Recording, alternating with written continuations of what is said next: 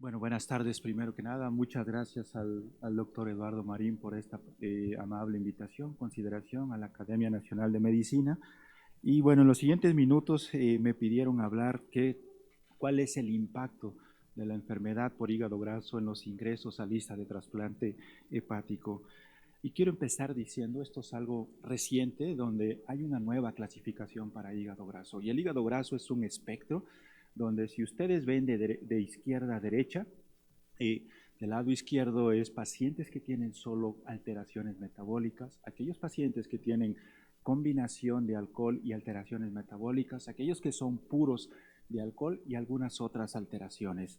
Y nosotros nos vamos a enfocar al del lado izquierdo, si las alteraciones metabólicas están influyendo de forma directa en incrementar la causa de esteatosis, cirrosis, etc. Sabemos que los criterios prácticamente son alteraciones metabólicas y los dos factores más importantes es sobrepeso y obesidad y alteraciones como alteraciones de la glucosa, diabetes mellitus.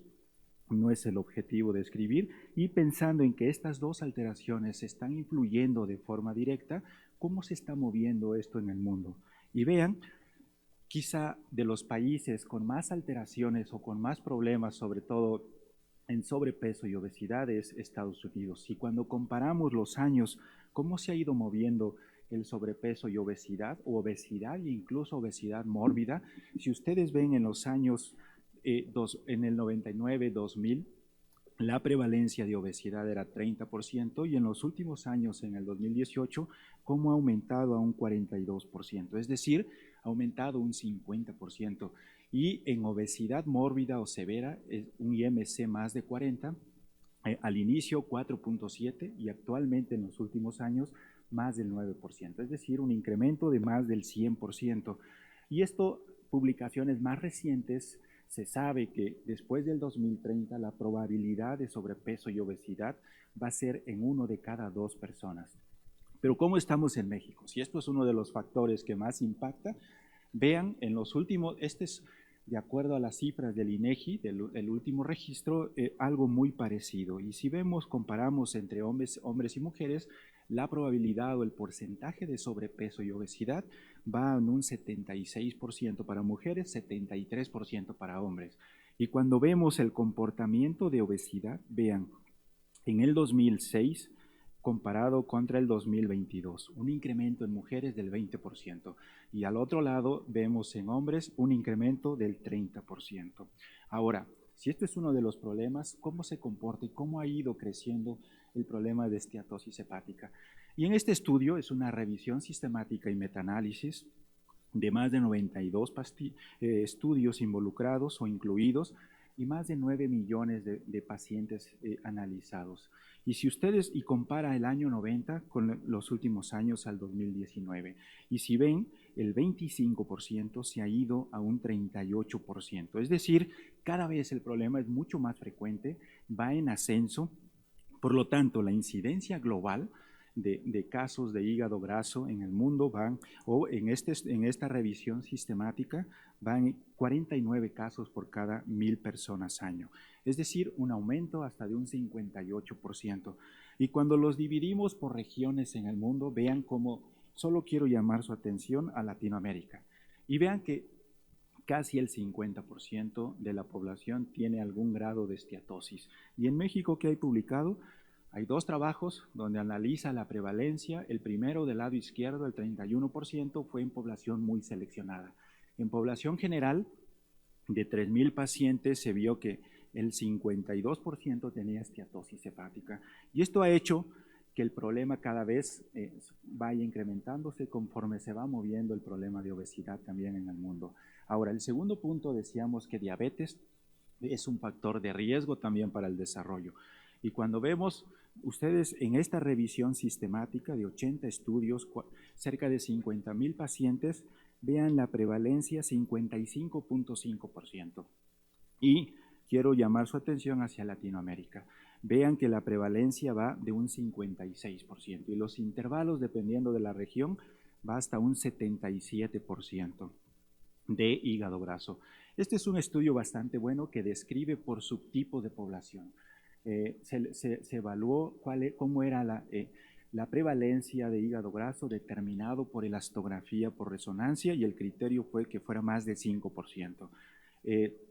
La edad promedio de la población fue 56 años, 660 pacientes. Y vean, cuando se combinan todos los factores, el ser hombre, el tener un índice de masa corporal más de 30, el ser diabético, y vean, cuando están combinados todos, más del 70% de riesgo de tener esteatosis hepática. Pero esto, ¿cómo impacta en la cirrosis? Y por cuestiones de tiempo solo menciono este trabajo que realizamos en la Ciudad de México. 6 hospitales involucrados, cerca de 5,000 pacientes incluidos, y evaluaba cuál es la tendencia en los últimos años de cirrosis por hígado graso. Y el análisis global, vean, el comportamiento de la población analizada es en amarillo pacientes con virus de hepatitis C. Y este comportamiento es muy parecido al resto del mundo. Con el acceso de antivirales de acción directa, vean cómo va disminuyendo. Pero quiero que vean la parte en rojo, el hígado graso, cómo se ha ido incrementando en los últimos años. Y en segundo lugar, el alcohol. Cuando analizamos por subgrupos, esto pasó en pacientes menores de 45 años, el alcohol fue la causa más frecuente. Y en pacientes más de 45 años o más de 65 años, el color rojo representa a los pacientes con hígado graso, cirrosis por hígado graso, y vean cómo se ha ido incrementando de forma significativa. Ahora, ¿cómo se trasplantan y cuál es el comportamiento en los programas de trasplante? Y vean, este es un estudio europeo del registro internacional en Europa de todos los trasplantados, aunque analiza solo hasta el 2016. Y por mucho, una vez que el virus C va desapareciendo, la causa más frecuente, como decía el doctor Marín, es alcohol. El alcohol en una enfermedad o como en proceso de cirrosis y enfermedad crónica. Pero lo que quiero que vean es cómo ha sido el comportamiento de hígado graso. Y vean que en el 2000 la prevalencia de trasplante por hígado graso era 1.2%. Y en el 2016 la prevalencia de trasplantes se incrementó hasta 8.4%, es decir, 7 veces más. Aunque no tenemos análisis de los últimos años, pero seguramente esto va en un incremento. Este es otro estudio donde del registro científico de trasplantes en Estados Unidos, más de 168,000 pacientes involucrados, y analiza exactamente lo mismo. Vean cómo el resto de las etiologías, donde a partir del 2002 al 2019 tienen un comportamiento muy parecido, con unas variaciones muy pequeñas que prácticamente no se notan. Y cuando se analiza el comportamiento de hígado graso, vean cómo ha aumentado de forma significativa, de tal forma que es muy marcado. Y cuando se analiza por subgrupos, primero por género en la parte de arriba, en hombres, en rojo el virus C va disminuyendo y va desapareciendo, pero en hombres la causa más frecuente es alcohol y en segundo lugar hígado graso. Y a su derecha en mujeres la causa más frecuente es hígado graso y en segundo lugar alcohol. Y cuando se estratifican por edades, en más de 55 años es hígado graso y en menos de 55 años es la causa más frecuente es alcohol, algo muy parecido a lo que vimos en el estudio realizado aquí en la Ciudad de México. Y vean que de acuerdo al registro de Yunus, o el último registro hasta el 2023, el comportamiento del hígado graso o de MASLD, como es la terminología más reciente, vean cómo ha ido en un incremento significativo, aunque aquí no los estratifican por género, grupo de edad, pero el comportamiento a partir del 2012 es un incremento lineal, es decir, ha incrementado en los últimos años de una forma significativa. Pero ¿cuál es el futuro del hígado graso? Y este trabajo recientemente publicado analiza 2 puntos. Uno, vean cómo va a incrementar y hace un análisis de predicción al 2050, cómo será la carga clínica de pacientes con MASLD. Y vean en el 2020 la prevalencia de 33% y al 2050 cómo incrementará 41.4%, es decir, de 86 millones a 122 millones de población afectada por hígado graso. Y en esta segunda parte analiza cuál sería el problema de desarrollar hepatocarcinoma en pacientes con hígado graso. Y si compara el 2020 con el 2050, un incremento de 2 veces más. Y cuando se compara el número de trasplantes que se realizan por hepatocarcinoma secundario a hígado graso, vean cómo puede incrementar hasta 4 veces más el problema en unos años. De tal forma que la cirrosis descompensada por hígado graso puede incrementar hasta 3 veces más. Es decir, una mortalidad de 30.500 a 95.000 pacientes por año, un 300% más de lo que estamos viendo ahora. Y finalmente, las últimas 2 diapositivas, quiero mencionar algunas desventajas que hay con la nueva clasificación. Y vean, este es un estudio, una encuesta, que incluye pacientes que se les hizo un fibroscan y dependiendo de la rigidez del criterio para hígado graso, era la prevalencia de esteatosis. Y vean, va del 2017 al 2020, solo pacientes adultos, más de 18 años, y participantes, más de 7.360 pacientes. Cuando se analiza y cumplen el criterio de CAP determinado por elastografía por fibroscan, la prevalencia de la definición de hígado graso fue 56%. Y por estas subdivisiones que hay ahora, cuando se estratifican, vean que de este 56, 50% corresponde a alteraciones metabólicas y el resto a la combinación que hay por alcohol o algunas otras causas. Pero vean cuál sería el problema de esta parte. Y este es otro estudio donde analiza cuál es el impacto del hígado graso en la población estudiada.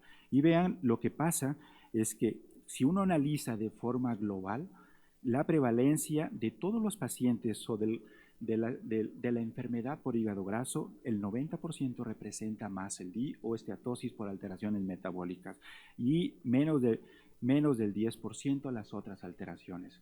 Pero cuando se empieza a investigar en este grupo de pacientes el efecto del alcohol determinado por biomarcadores séricos, vean que hay una infraestimación del consumo de alcohol en esta población. Y si la infraestimación corresponde a 10%, vean cómo este grupo de mast cell o de hígado graso por alteraciones metabólicas empieza a disminuir de un 91 a un 82%.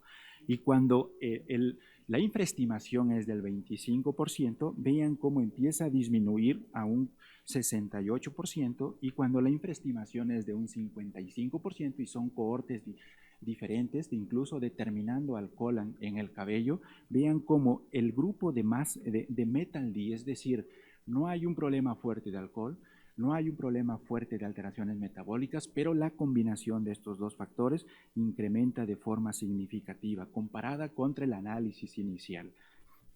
Y finalmente, el alcohol tiene un rol mucho mayor en la enfermedad de hígado graso de lo que indican los registros actuales. ¿Y por qué se subestima o por qué se infracolecta estos datos? Muy probablemente por estigmas de los pacientes, cuestiones religiosas, culturales, etc. Todavía no está muy claro, pero seguramente hay más alcohol en combinación de estos pacientes de lo que pensamos. Y en conclusión puedo decir que el mast cell está incrementándose en los últimos años de forma significativa y de forma paralela al incremento de la población con sobrepeso y obesidad y diabetes. Con esta nueva nomenclatura puede estar superestimada y seguramente hay un grupo o un porcentaje no significativo que puede estar combinado entre alcohol y hígado graso. Y el mast cell es la causa más prevalente, como era la pregunta inicial. Muy probablemente sí, salvo en algunos grupos. ¿Qué grupos? Cuando analizamos el género, muy probablemente en mujeres, hoy por hoy es la causa más frecuente. En aquellos más de 55 años, también muy probablemente la causa más frecuente y dependiendo mucho de la región analizada. Y probablemente esto va a ser un problema en países donde el sobrepeso, la diabetes es significativo. Muchas gracias por su atención.